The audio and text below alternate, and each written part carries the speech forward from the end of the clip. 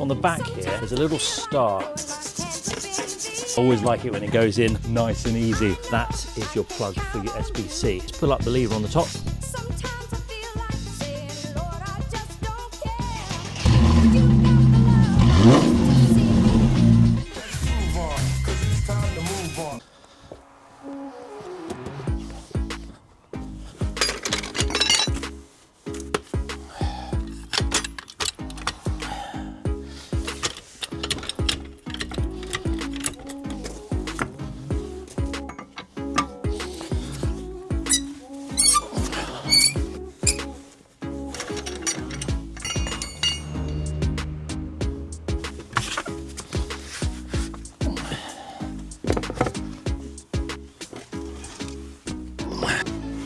So,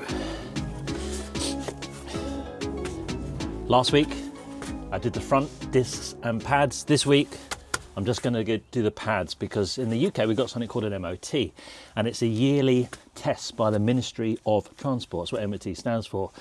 And they check various things, brakes being one of them, and he said, advisory, I need to change my pads and they're a little bit low. So should be hopefully an easy job to do. Importantly, like we did last week, we need to make sure we turn the SBC suspension off, otherwise it's going to throw a fault on my dash. But this week I'm going to do it the old school way, no diagnostic equipment, you just basically unplug the SBC. There's your ABS pump, and on the side here, that is your plug for your SBC. So with the keys off, make sure you haven't got the engine on, just pull up the lever on the top and then pull the plug off forwards, like so. So with the SBC now unplugged, we can go and play with the brakes, and it's not going to throw a fault on your dash.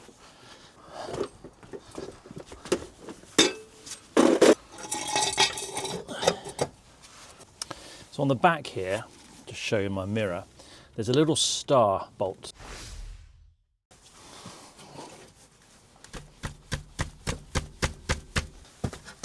Oh, good.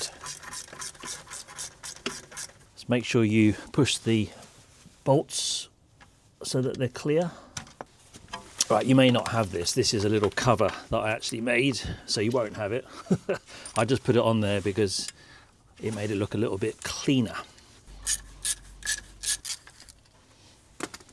So this, you can see why I put that cover on, because it doesn't look particularly pretty.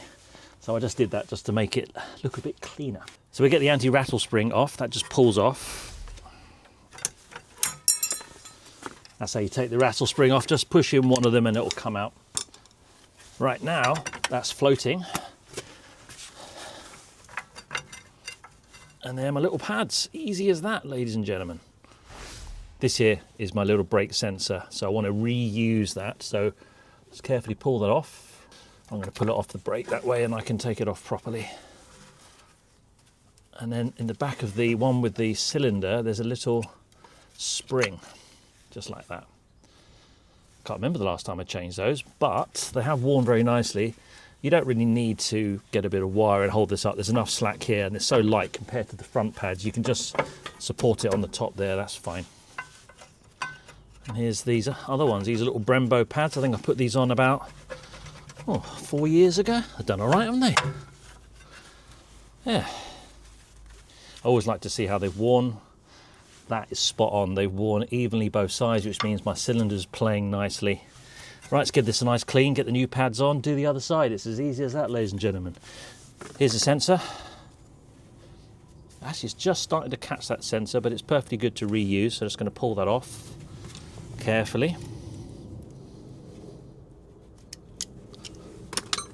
One sensor, you can reuse that. Lovely. And all that is, it just wears down so that when the pad goes beyond that point, that little lug there makes contact with the disc, throws on the light bulb on your dash. Easy peasy. Right, new pads. Right, so whilst we've got it in this state, I like to give it a nice little clean. Get your brake and clutch cleaner.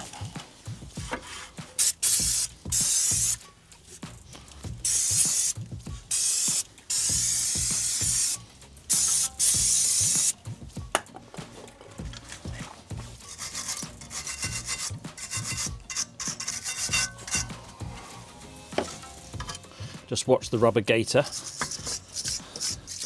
Now that we've removed the plug off the SBC pump, I can push this plunger in. Now, a situation like this, the plunger's out so far because the pads are worn that I can't fit it in there, but no worries, just get a G-clamp on it. Oh, that's lovely. I always like it when it goes in nice and easy, if you know what I mean, because it shows that there's no corrosion there. Lovely. That should be enough for the new pads to sit.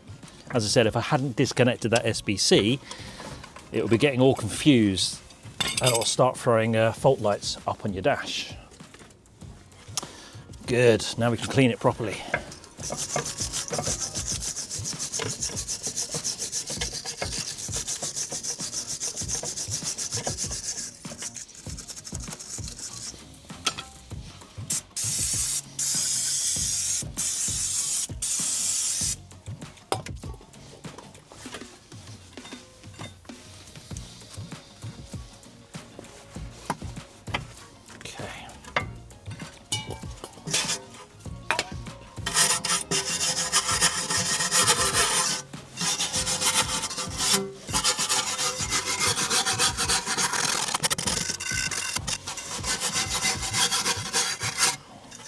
No need to change those, they're absolutely fine.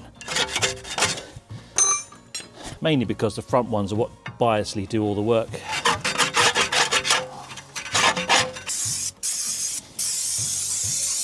So I'm going to do something now a little bit contradictory, and I'm going to see what happens in the comments.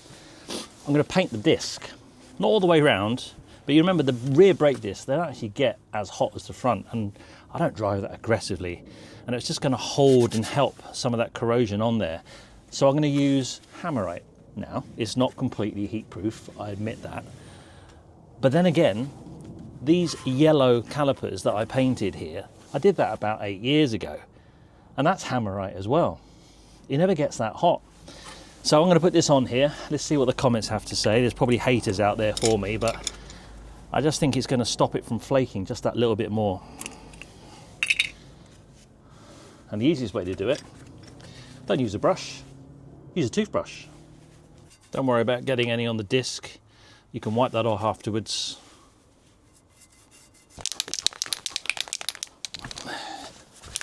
First thing I'm going to do actually is I'm going to just give this heat shield a coat with some undersealant.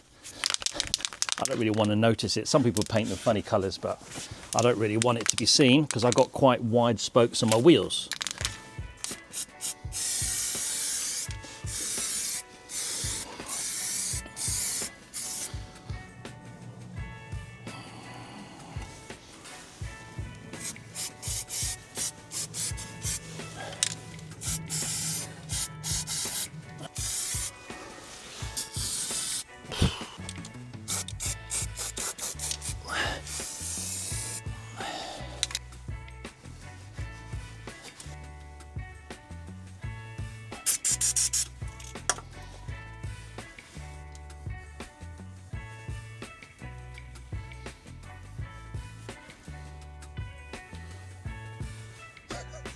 There. Okay. Looking forward to the comments.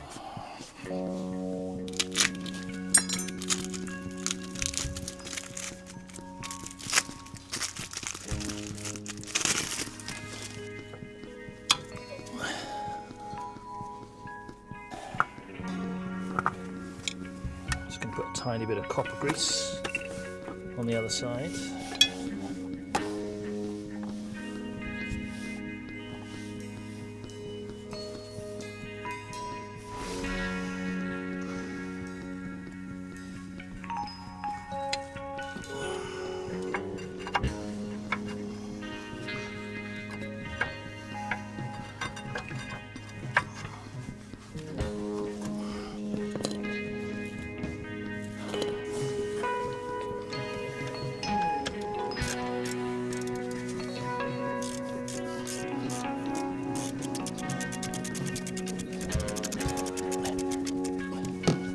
Don't over tighten them.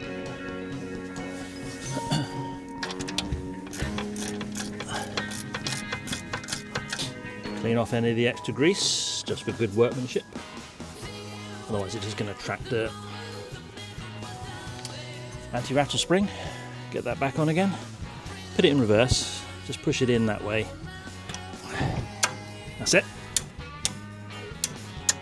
Good, good, that stops it rattling. And that was you. I'm going to put my cover back on again. It just screws onto there just to make it look pretty, but we are done. We are done. Easy as that.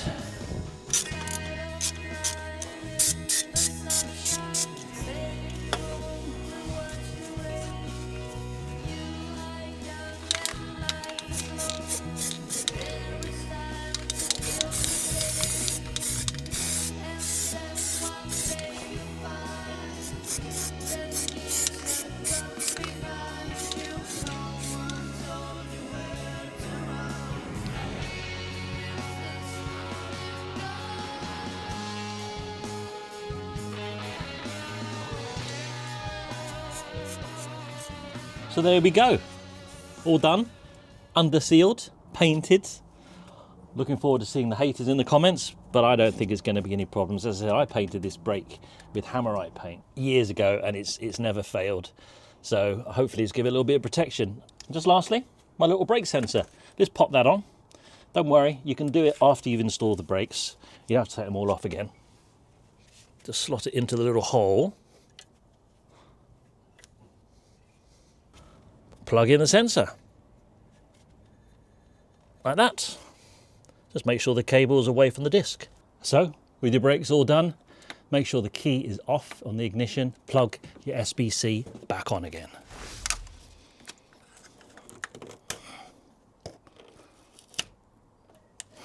Now, let's go and have a look at the dashboard and see what she says. Okay, comes to life. SBC pump's kicking in. No red light on my dash. Let the pump work its way through and push all the pressure of the brake pads. So I'll tell you what, let's give you an idea what the cold start sounds like on my Mercedes SL. Put the old microphone just here.